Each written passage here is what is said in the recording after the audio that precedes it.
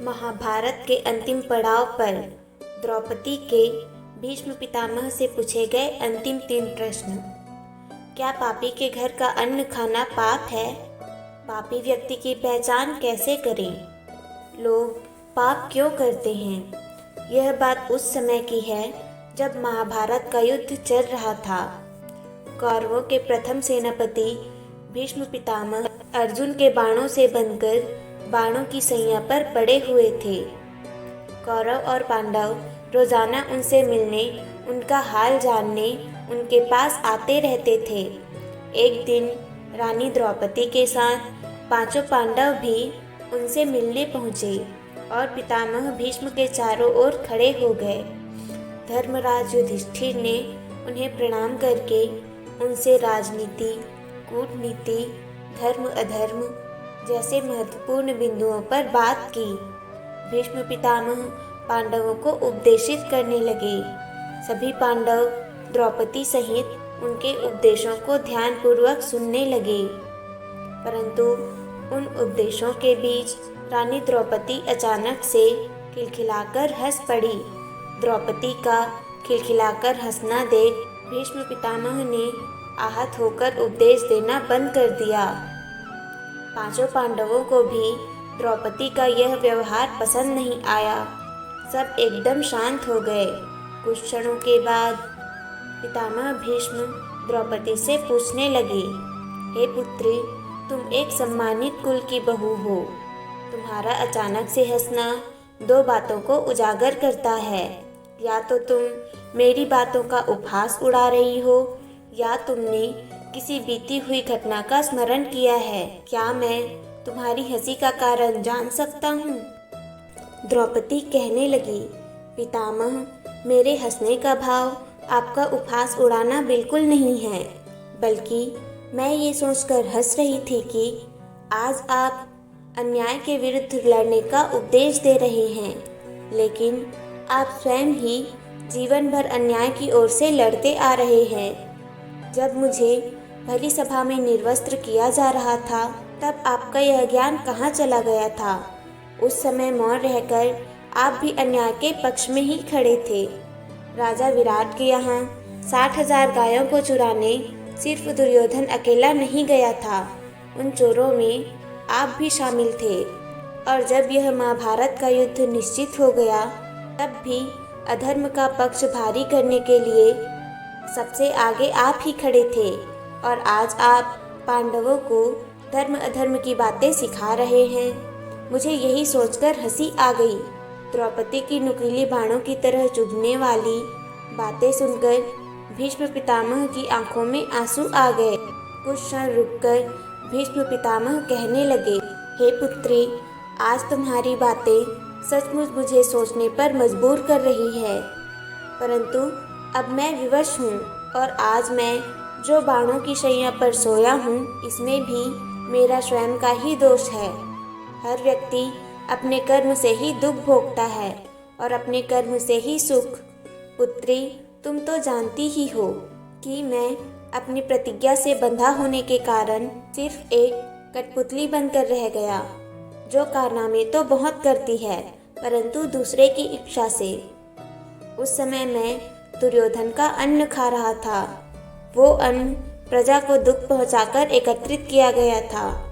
उस अधर्मयुक्त अन्न को खाकर मेरे अंदर के सारे अच्छे संस्कार नष्ट हो गए।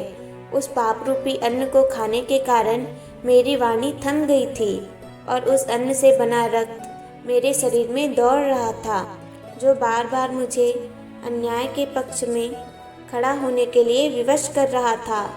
इसलिए मैं अपराधियों के साथ रहकर अपराध करता रहा। मैंने तुम्हारा भी बहुत बड़ा अपराध किया है पुत्री, मुझे क्षमा कर दो। परंतु आज मैं जो उपदेश कर रहा हूँ, इनमें लेश मात्र भी पाप नहीं है। पाप से बना मेरा सारा रक्त अर्जुन के इन बाणों की सैया पर लेटकर बह चुका है। अब तो मेरे शरीर का सिर्फ ढांचा ही बचा है, जिनमें मेरे पिता के द्वारा दिए हुए संस्कार ही शेष बचे हैं। इसलिए आज ये उपदेश अपने आप ही मेरे मुख से निकल रहे हैं। आज मैं तुम्हारे माध्यम से सारे संसार को बताना चाहता हूँ कि पापी के घर का अन्न खाने से बुद्धि कलुषित हो जाती है, विचार परितंत्र हो जाते हैं, मन दूषित हो जाता है, संस्कार छिन्न हो जाते हैं। अधर्म की कमाई खाना और खिलाना दोनों ही अधर्म है। अन्याय का अन्न अपना दुष्प्रभाव जरूर दिखाता है। जो जैसा अन्न खाता है उसका मन भी वैसा ही हो जाता है।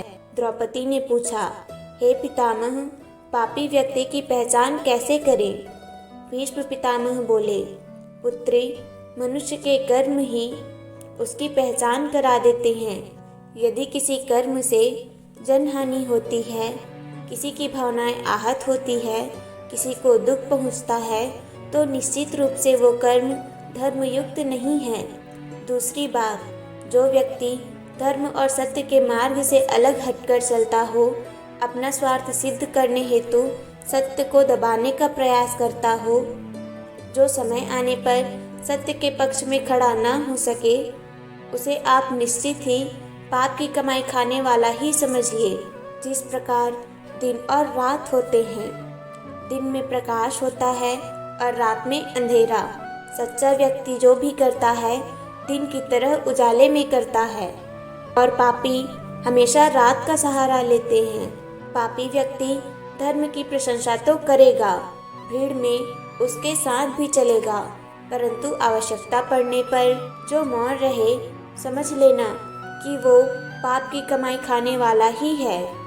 जो हिंसा का अनुमोदन करता है, जो निर्दोषों को, कमजोरों को, निर्बलों को बलि का बकरा समझता हो, समझ लेना वो पापी है। दुनिया में लाखों प्रकार के पापी हैं, उन्हें समझना और पहचानना बड़ा ही कठिन है। ऐसे लोगों की अवसर आने पर ही पहचान होती है। द्रौपदी ने पूछा, पितामह, लोग पाप क्यों करते हैं? भीष्म पितामह बोले, पुत्री, अज्ञानता, असंतोष, अत्यंत लोभ पाप के कारण हैं। या तो व्यक्ति बिल्कुल मूर्ख हो, जिसे धर्म अधर्म, अच्छे बुरे का ज्ञान न हो, वो व्यक्ति देखा दुनी किसी के बहकावे में आकर पाप में प्रवृत्त हो जाता है। या फिर कोई असंतोषी व्यक्ति होता है जिसकी इच्छाएं बहुत ही विकसित हो जाती है। ऐसा व्यक्ति प्रत्येक वस्तु को अपना बनाना चाहता है, चाहे उसके लिए उसे कुछ भी करना हो। जब हमारे भीतर असंतोष बढ़ जाता है, तब हम स्वयं के पास प्राप्त वस्तु से खुश नहीं रहते, और यही कारण है कि व्यक्ति पाप का सहारा लेकर वो सब कुछ पाना चाहता है जो उसके पास नहीं है। तीसरा कारण है लोभ। लोभ एक ऐसी तृष्णा है जो धन को देखकर दुगुनी हो जाती है। लोभ में पड़कर व्यक्ति वो सब कार्य कर डालता है जो अनैतिक है, अधर्मयुक्त है। लोभ पाप का जन्मदाता है।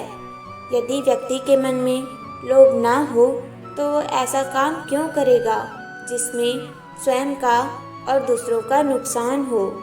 हे पुत्री, आज यह जो महाभारत का युद्ध हो रहा है, इसमें भी लोभ की ही प्रधानता है।